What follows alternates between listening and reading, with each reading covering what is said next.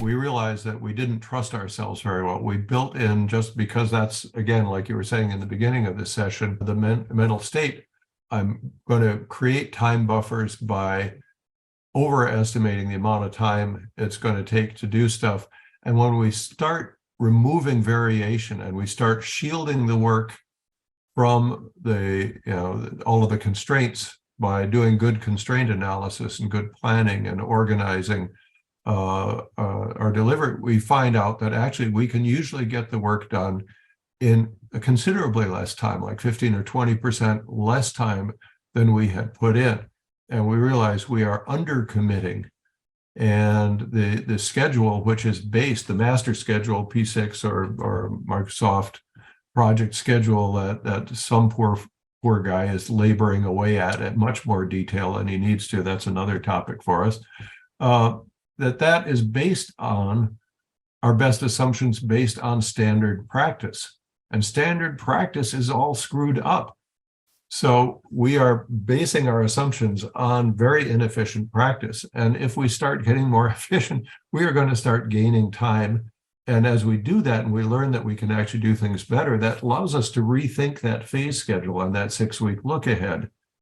And as we do that, you can start rethinking the master schedule. But now you're rethinking it not based on what didn't get done in the past, a retrospective way of looking at the schedule. We are now adjusting the schedule based on proven performance and what the implications of that are for the rest of the project.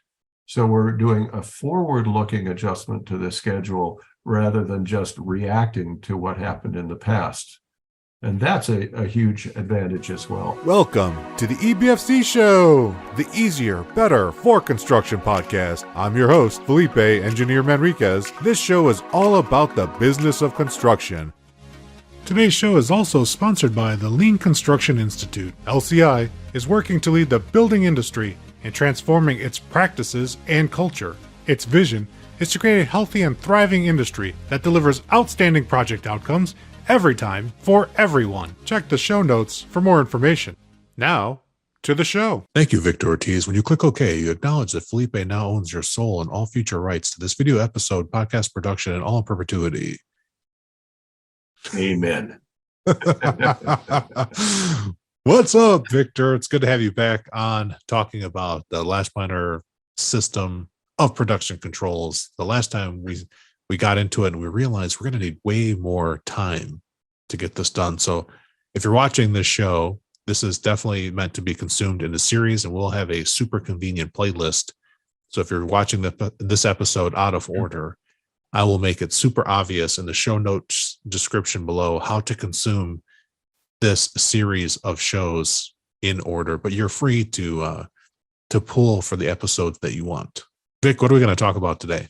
Well, last time we talked about a general concept of the difference between scheduling and production control and production management. And we're going to just recap that. But I think today it's time to kind of dig down into the guts of the Last Planner system and the nuts and bolts that make it up, and make sure people understand how the thing fits together and why it's important to do Last Planner as the whole system and not just bits and pieces here and there. So that's kind of our focus for today.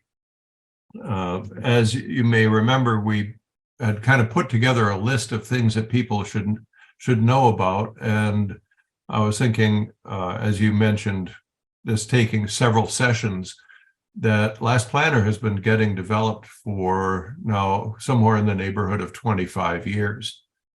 And the whole lean construction system now has, 40, 50 tools. You look at some of the books that LCI has published with just, explaining all the different lean tools. There's 40 or 50 concepts. So there's a whole lot to understand. And again, I think it's really important that people know the fundamental concepts that underlie all of these tools, because if you don't understand that, it's like not knowing what a hammer is good for, and you got one, but so what do you do with it? You can do a whole lot of damage with it unless you really understand how it's supposed to work. So that's true. And And there's nuances too. Like even with the hammer, I just learned on TikTok last week that if you take the other side of the hammer, the non-striking side, you can actually preload a nail in it and then bring that down and start a nail hammered, so you don't have to hold the nail with your finger to drive on the start. And that was like something I'd never seen before. It's like, thank you, social media. Thank you, TikTok, for showing me how yet one more way to use my hammer. That's right. And like, just like in Last Planner System, Vic, we're going to cover things here that are nuanced that a lot of people are not aware of. So I think this is a really good one. Sit back, relax, and enjoy this episode. Yeah, I was just thinking, if the only tool you've got is a hammer, everything looks like a fingernail. in my carpentry skills. All right, well, let's take a look here. We brainstormed a bunch of tools, and what we talked about really was history and the idea that we need to look at our projects as though we are designing a production system. We're actually, when we create a project, we're creating a big system that has a whole bunch of subsystems in it. And we're producing things all the time, from producing the concept to producing designs to producing purchase orders for procurement of materials and equipment and services, to producing the built environment, to producing approvals. It's a whole cluster of different kinds of production systems. And if we don't have the perspective that we're actually designing production systems, we're only thinking about contracts and tasks, we miss really understanding the opportunities to improve the whole production system. So we talked about that in this first section here, and today we really want to get into these nuts and bolts about the Last Planner System. I thought a good place to start would be to talk about these 5 levels of the production system. Probably the way to start with this is to actually work backwards, because this is really how the system got designed. When Glenn Ballard and Greg Howell were going out and looking at the original 9 big production systems, big construction projects, and trying to understand if scheduling and budget, the project controls that we use under the Project Management Institute's system of project controls, if they really worked well enough, we should be able to get our projects done on schedule and on time. And as we know, that isn't what happens. At like 80% of projects or more finish over budget and late. And we have quality problems, and we have follow-on legal problems, and so on. So Glenn and Greg, as we famously know, went out and measured whether the work that people committed to do in this commitment meeting, which they actually kind of invented, that people should get together every week and actually talk about what they plan to do in the next week. What actually got done was only about half of what was supposed to be done, what they committed to. And that meant that if you were following me, if I was putting up framing and you needed to do rough-in, the chances I would get my work done on time so you could come in with your crew, knowing how many people needed to get how much work done in how much time, was about the same as the flip of a coin. And so you would spend as much time planning to actually do the work, as much as the time you spent planning to do the work you were supposed to do, you'd have to spend planning contingencies. What am I going to do if Vic doesn't get his darn work done? And I've got all these people that I'm paying.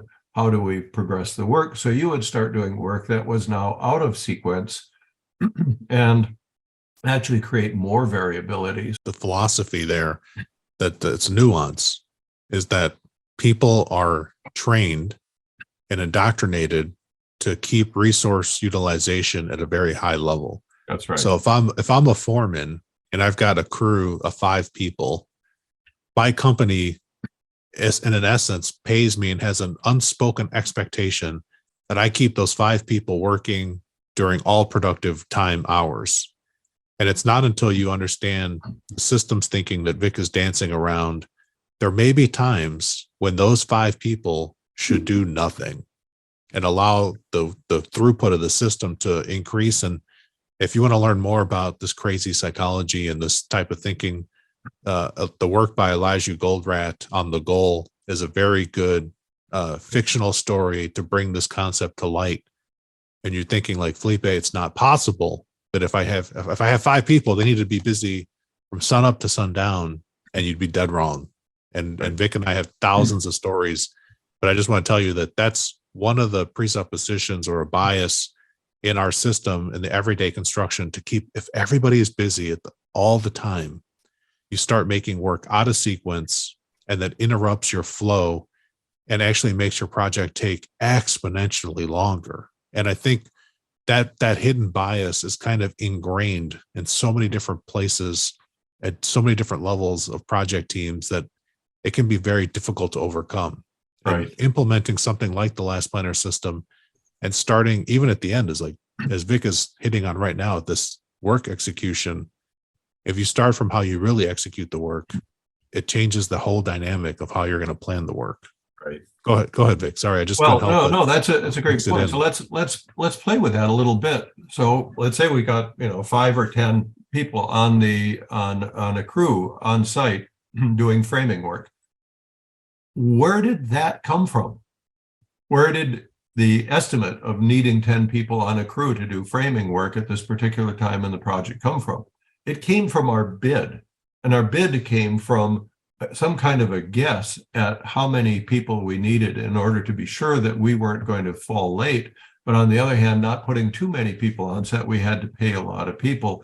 We were trying to bid the fewest number of people that we could get to do the work so that we could have the lowest bid so we could win the work. That's not based on the reality of what's happening on site and what we need and whether we're ahead or behind schedule or whether work is ready for us to bring people to or anything like that.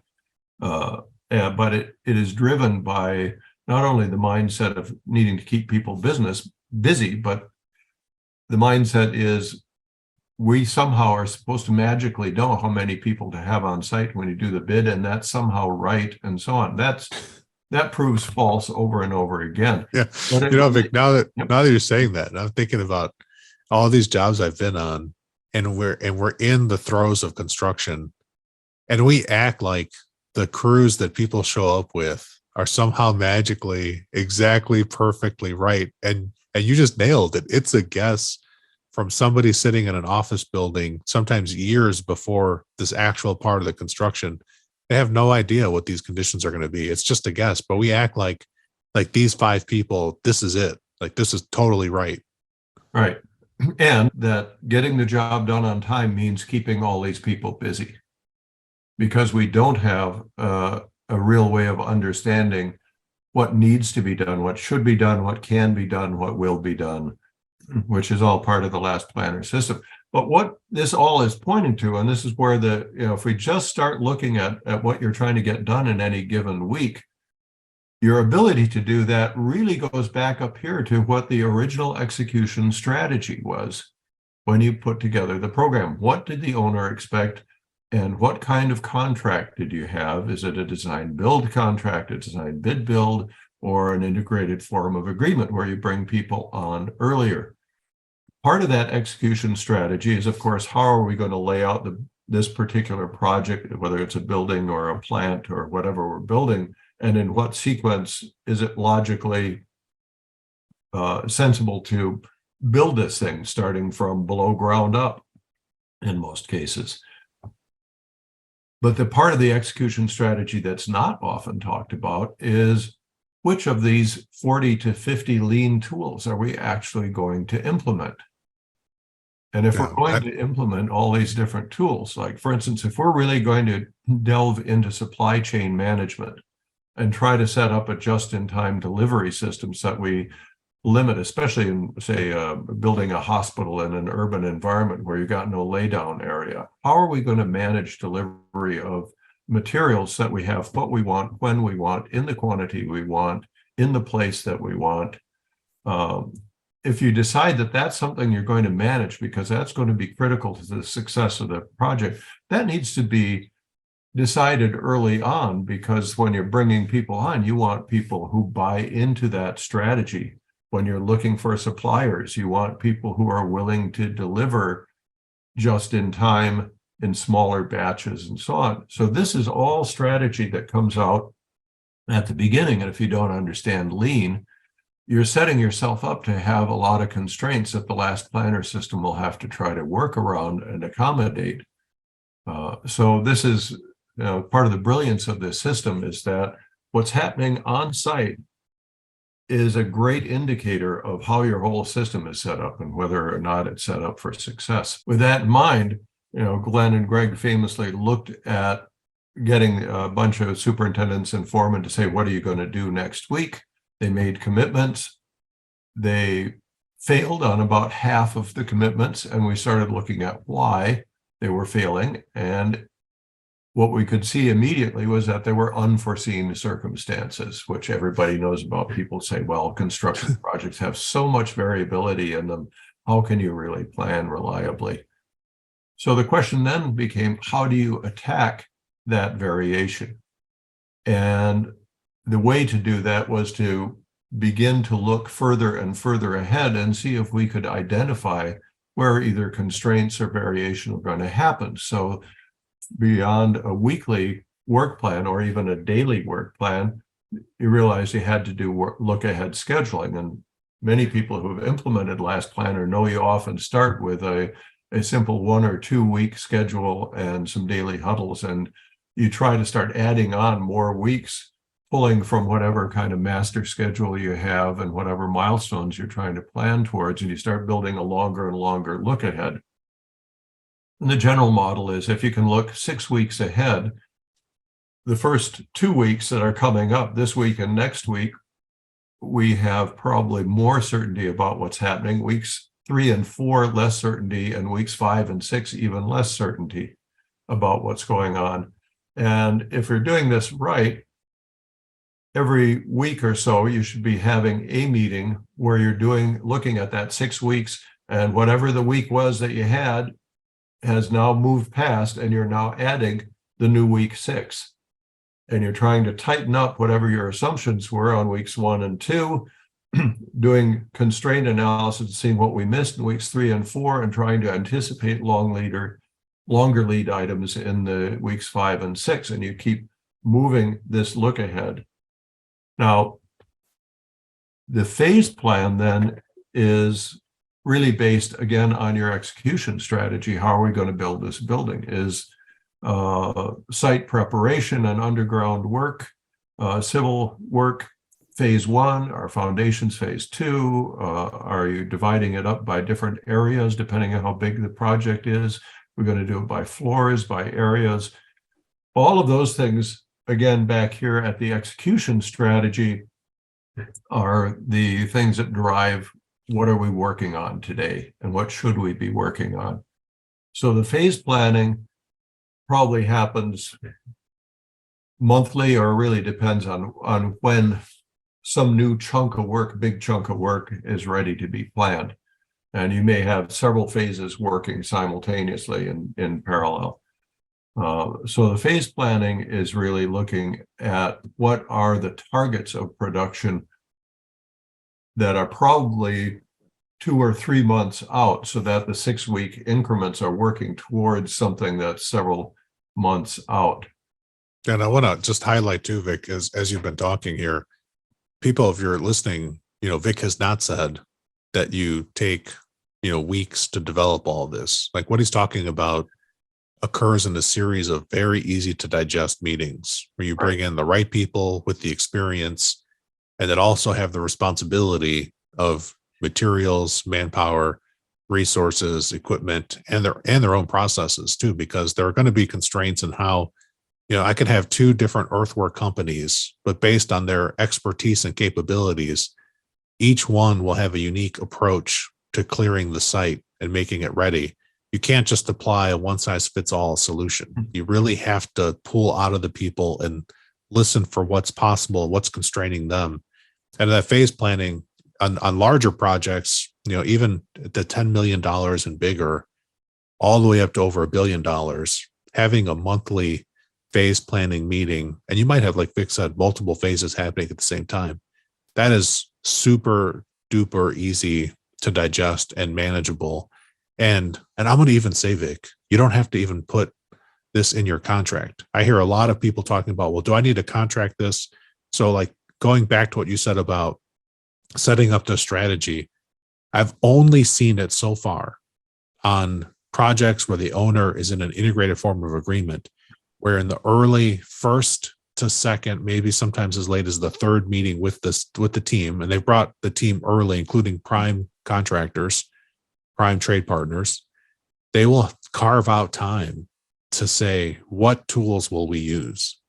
And last planner system, some of the clients will make that a totally separate meeting because it's non-negotiable. We will do last planner system. Mm-hmm. Because the alternatives are everything else that Vic was talking about, where projects finishing late. And Vic, even in the Wall Street Journal, not too long ago, a couple of months ago, published an article, and they said that they did a meta-analysis of billion-dollar size projects, and now something like 99.5% of billion-dollar size projects finish late consistently using traditional tools. Right. So it's even worse than it used to be, Vic. Yeah, well, that's why we've seen that production going down. You bring up a great concept here again, Felipe, which is when we're doing phase planning and look ahead planning, and people say, well, this is so cumbersome, it takes so much time, all these post-its. Well, one of the things that we began realizing very early as we were doing this, especially when you had a building where you're building a bunch of rooms or a bunch of spaces that are repeated, or you're just doing a simple task like framing a footing that you're going to pour, and you're going to have to frame it. You got to prepare the grade, frame the footing, pour the footing, have rebar in it when you pour it, cure it, strike it. There are all of these processes in construction that happen over and over and over again. And they may vary in duration a little bit depending on the size of the footing that you're pouring, but they become standard processes. And if you're using a better software system to do your last planner, those standard processes become a library of standard processes. And you can simply plug and play those in and talk with the team as you're doing that. If you're doing a whole series of footings or pilings or series of sections of wall that you're framing or whatever it is, there is a standard process that begins to emerge. And most of the superintendents have that pretty much in their heads. And so depending on the size of it and so on, you can simply pull up, okay, now we're going to do footing number 59 in the northeast corner. And how big is that? So can we do that within the standard period of time? And a lot of these things, basically, it's just more or less concrete, more or less rebar, but the timing can be managed by the team so that you can get a more steady flow and you don't have to be starting from scratch every time. So that's a really important thing to keep in mind. Again, does your execution strategy say we are going to develop as many standard processes as possible? And does it go as far as to say, and we're going to see if we can't use TAC planning, which we're not going to talk about in detail right now, but can we get to a point where we resource load a series of routine process steps so that work can flow from one thing to another? And again, when you're looking at the phase of work and the location and the type of spaces or the type of activity that's going on, this can give you the opportunity to identify what are the strategies we can use. Can we use TAC planning for at least some of the types of spaces so that crews can plan reliably what they're going to do each week? Now, that idea of trying to protect the crews from variability is what this funny pink bar is here. This is the idea of shielding the production work from variation. So if we think about the goal of this, not simply keeping resources busy, as we were talking about, but the goal of all of this planning is to increase throughput. In other words, the goal of this is to make sure that as much work can be done as efficiently as possible at the right time, in the right sequence, and so on. At the right level of quality. At the right level of quality, exactly. So what we're trying to do is use the look-ahead planning and the phase planning to identify long lead items, approvals, questions, maybe bottlenecks where resources are going to be working in a tight area, whatever it might be, with the goal of making sure that the crew is the right sized crew in the right place, doing the right work at the right quality without anything interrupting them. So this really hits at another key concept that we wanted to get at, which is what kind of PPC should you be going for? And this is something I hear misunderstood all the time. So a lot of people will say that you really shouldn't try to get 100% PPC. Now, let's explain again.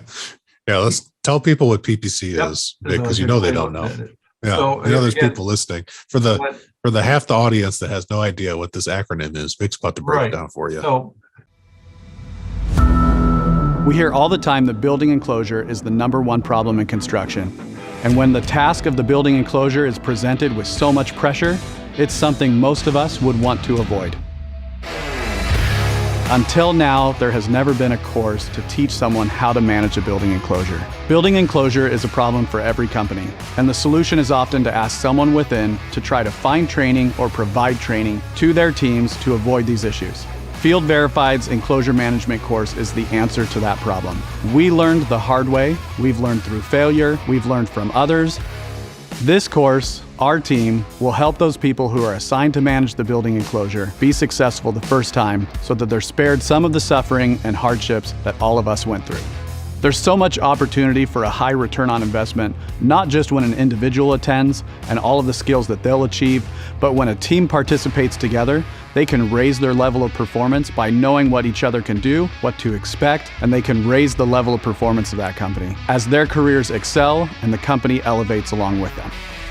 The training is built on the science of how people learn. We capture all of the components that are necessary to master a skill.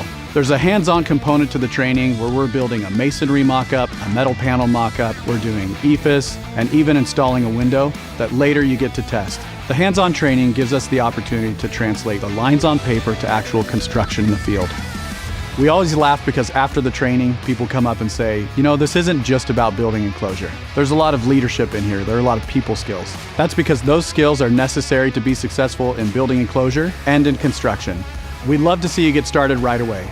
We have lots of options available. They can come to us in person at Field Verified in Phoenix, or we can bring the entire operation to your facility and train up to 25 people at a time. And we've created an online training that's available for people who might not be able to attend in person. Go to the website and contact us. We're going to start by understanding what problems you're currently experiencing and develop a specific program that's right for the needs of your company. when Glenn and Greg were asking people, what are you going to do next week? And then they came back at the end of the week and say, well, what did you get done? And it was only half of what they planned to do and committed to do. And they would say, well, could we measure this? Because Deming says if you can't measure it, you can't manage it, right? So how do we measure this? Well, I'd say a simple thing is what percent of what we committed to did we get done? What percent of the plan is complete? PPC, percent plan complete. And this is a metric that can be gamed very easily, but and we'll talk a little about that. But the idea was, how much of what we think we're going to do we really do? And what does that say about how good our planning is? Now, one way to make sure you get 100% PPC is only put a very small amount of work on your plan and don't put a whole lot of other work that should be done on your plan. It's going to be pretty easy to make sure you get that. But that will not help us with throughput, right? What we're trying to do with PPC is, in fact, get 100% PPC every week, every time, doing the work that we should be doing with the quality we should be doing it and with the right resources.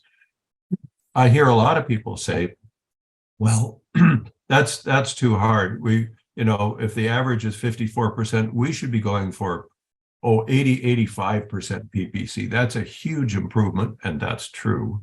It's a huge improvement. And we only need 85% PPC. Well, that's wrong. But where did that come from? It comes from the idea of managing buffers in this system, which is another topic for us to talk about. What we realized is that if you wanted to get 100% PPC, you needed to use only and commit only about 85% of your available resources to the work that was being planned for the week. In other words, you don't want to commit 100% of your resources to the tasks there. You want to have a small resource buffer so that as variations come up, like, out of a week's work plan, something gets started half a day late or a day late, you've got some extra resources to help manage that. And in your daily huddles, you want to be adjusting your weekly work plan and adjusting where people are working and how they're working in order to still make the weekly commitment and not throw your whole schedule off. So the idea is commit your resources at about 85% of your resources in order to get 100% production. Now, what do you do with that other 10 or 15% of the resources? There's a concept called preparing for work or a workable backlog. So they can be doing 5S work. They can be cleaning and organizing the workplace. They can be doing prep work for the next series of tasks. They can be going back and working on the plan for the next week and making suggestions and preparing for things. There are all kinds of value added things that extra 10 or 15% of people can be doing. And you have them there to get the work that you've committed to done. So that's a really important concept. Go for 100% PPC. And the buffer that you want to have is a resource buffer. So you make sure that you can do the work that you've committed during that week with about 85% of your resources. It's funny that you mentioned that. We have an exact corollary in Agile implementation and Scrum in particular. There's a book that I often use called Scrum Spirit of the Game, the Scrum Patterns book. And in that book, there's a chapter on interrupt buffers, and they recommend the same exact thing that Vic is saying. And that's based on a decade's worth of research and implementation to make that recommendation. And I completely agree. And I've just been waiting this whole time to put this on the screen right there, that heart right there, Vic, when you said go for 100. Because I think a lot of people misunderstand, like the goal of 100 is that we're going to keep and make promises that we can keep and make. And so why would you try to lie and make, why would you try to do less than what you want to say? Like, we don't want to put human beings in a situation where we're telling them to sandbag or to have contingencies that are hidden from the team.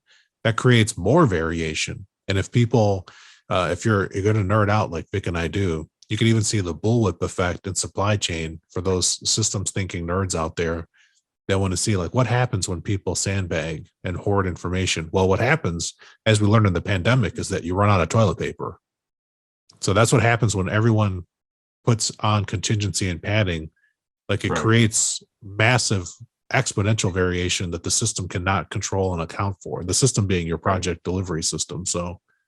And the reason we put on extra people and the reason we pad and use buffers is because we can't trust that the system is reliable. So we have to have all this contingency planning because we're desperately afraid that we're going to lose the slim margin that we built into our bid. Now, I do have a confession to make, Vic. I was in San Diego and Glenn Ballard was taking the stage at a Lean Construction Institute meeting. And Glenn said, he's like, in this very Glenn way, I'm going to say something controversial. He's like, but hear me out. And then he said, everybody should be striving towards 100% PPC. And the audience gasped. And I was one of the people, Vic. I was like, no, Glenn, it's impossible. And so I said, it's impossible. And at that time in my limited thinking, I thought, who is this guy trying to just mess up our whole freaking way of being? But Vic, I just didn't understand what PPC really meant. I was still infantile in my PPC understanding and learning of how the system works. So even I changed my thinking about this. Well, so PPC is a great measure of how bad our planning is, really.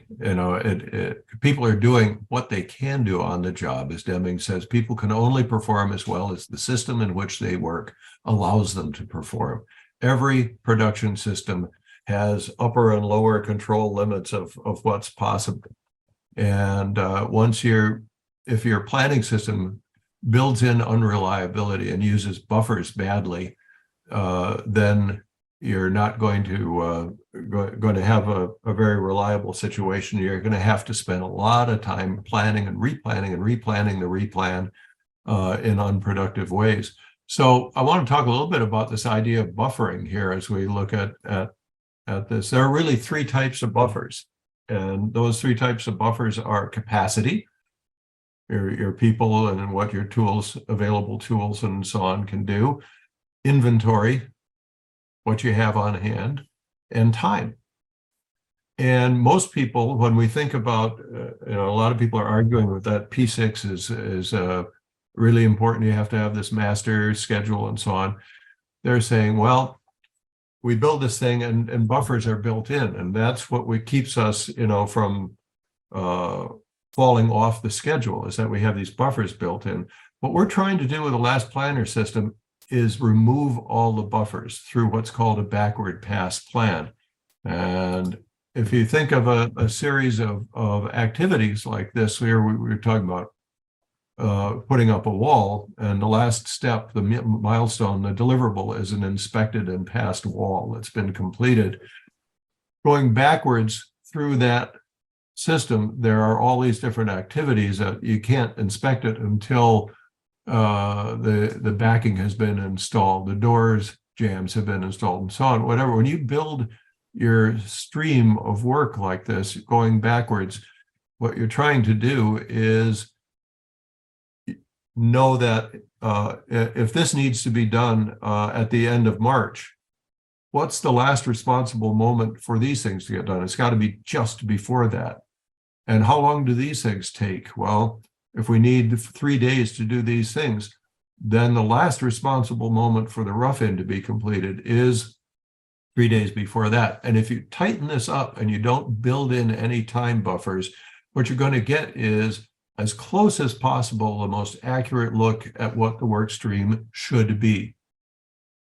Now, that will allow you, if you have a system that ties these things together, should tell you very quickly, when's the last possible moment that we could start this work and make sure that we get to the milestone.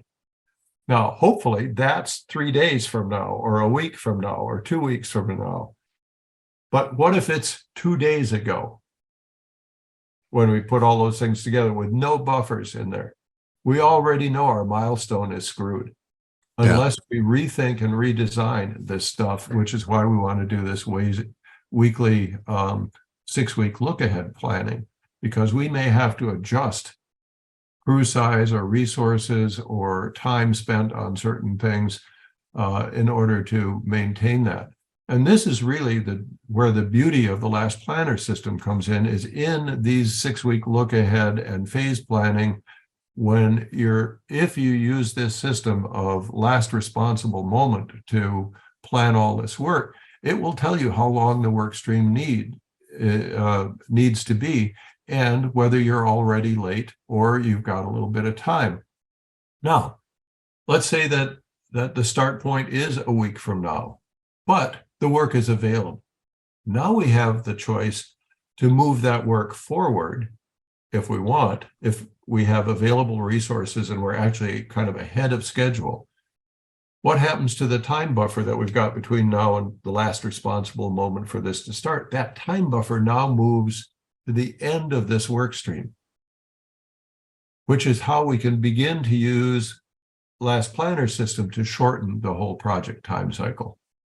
So what we want to do in our thinking is drive all of these buffers out of the system, describe exactly how it should work, and then use those buffers towards the end of the project. So we're trying to bankroll as many of these buffers of time and money as possible that would be wasted and built in when people are just coming in with their own craft schedule, which already has buffers built into it.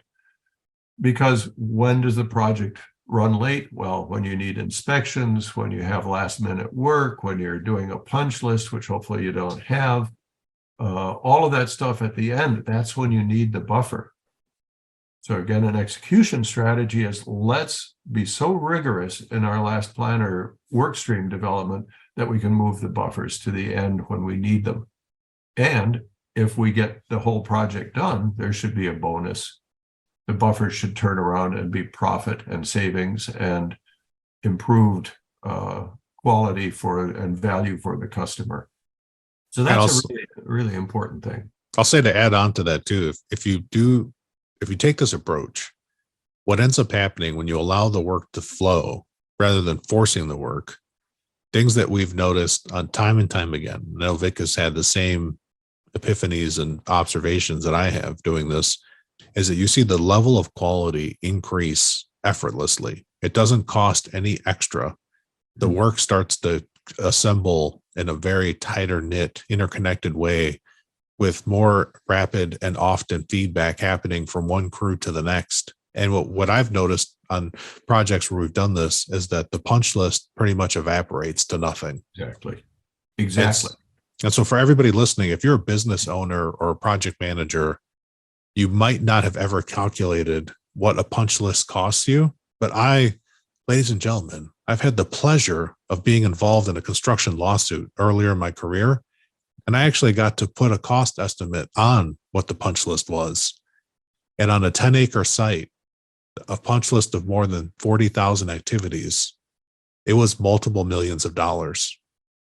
And that was the typical, nobody batted an eye at the number of items on the list. It was only because we were in a lawsuit that we actually put cost to what that punch list was, because it was part of the claim process, which is a whole nother unproductive, unnecessary, wasted human effort part of my life that if I would do it again, I'd probably still do it again because I learned so much. But those punch list activities, you might not have it a line item in your estimate or in your schedule values, but that is robbing your profit.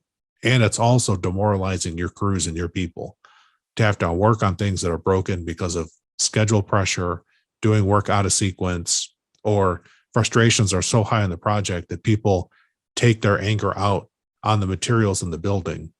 So all that can be avoided with exactly what Vic is talking about right here. So all of the buffers cost, right?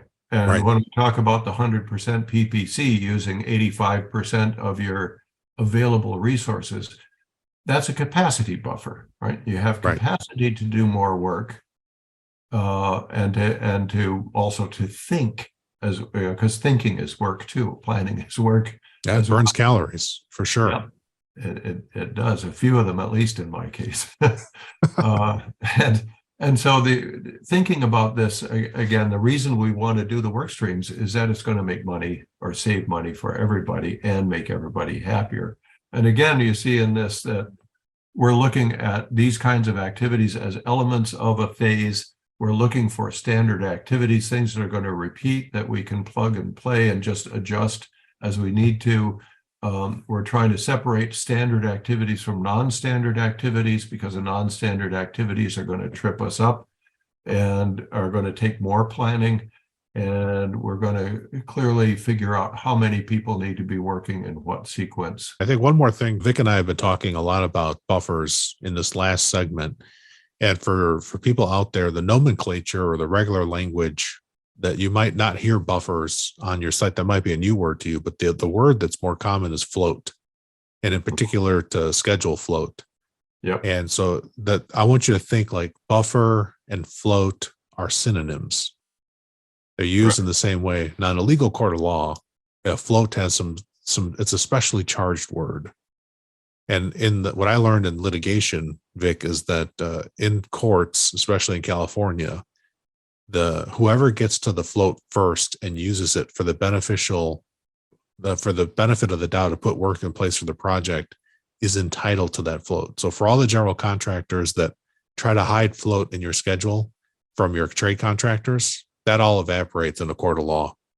So I just want you to be aware that that's a factor. And if you don't believe me, don't take my word for it. Talk to your own attorney, talk to an experienced construction litigation attorney. And there are thousands of them in the United States. It's one of the most litigious industries in the US, probably worldwide.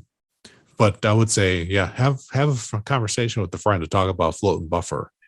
Mm-hmm. And what Vic and I are proposing to you is to take the buffer out. Don't eliminate it, but take it out when you make your plan, and then be more strategic about how you use the buffer and float when you're setting up your production strategy and execution plans, because it's going to make the world of difference. If I can create going back to our example of the 5 crew, my single crew of 5 people, if I can plan for 85% utilization and allow for 15% of time where I'm doing things like cleanup, planning ahead for the next day, tidying up materials, maybe doing some maintenance that we need to do so that we can have, better utilization of the equipment for us.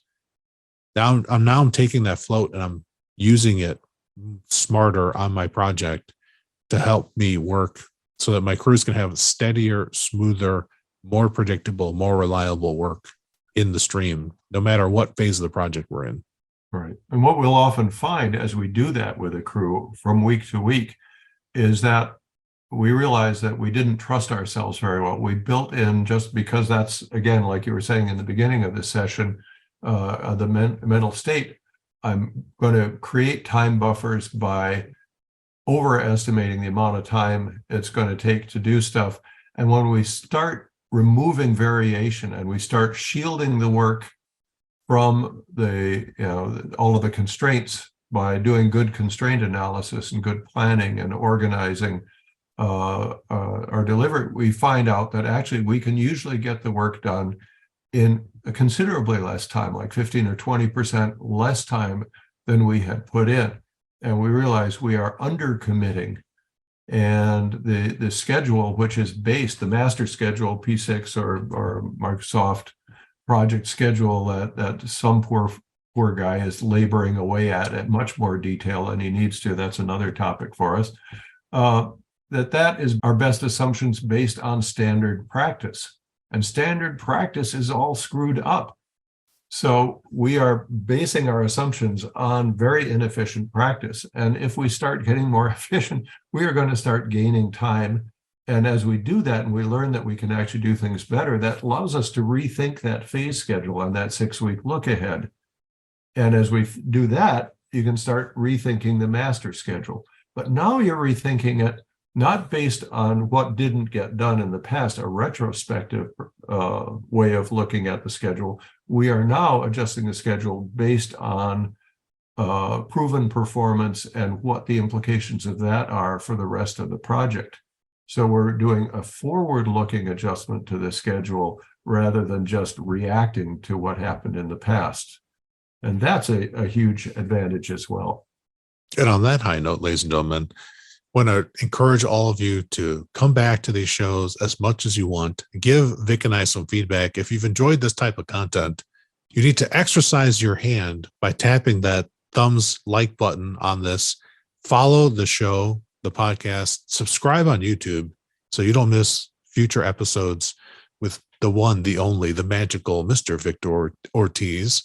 And then you also want to give us some comments and challenge Vic. If he said something or I said something that you don't like, let us know in the comments below, and we will definitely respond to that and bring it forward into future episodes. Mm-hmm. So thank you so much, Vic. As we head out, give somebody, what's the sneak peek of what we're going to talk about next time?